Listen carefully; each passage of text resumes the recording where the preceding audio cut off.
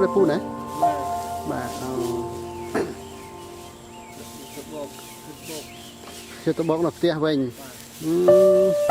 nhưng cả nọc mình bọc chân nhưng riệp chẳng hái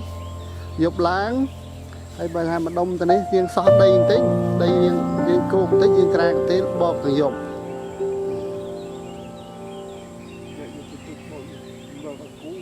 bà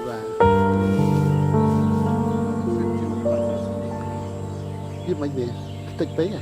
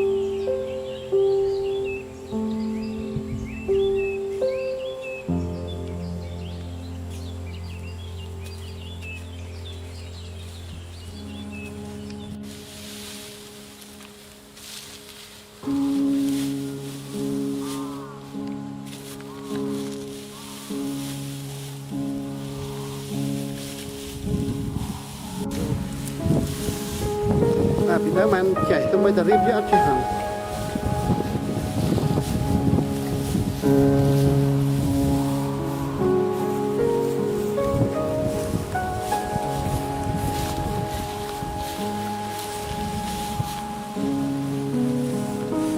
thế mà tôi lại kháng có hoa tiệt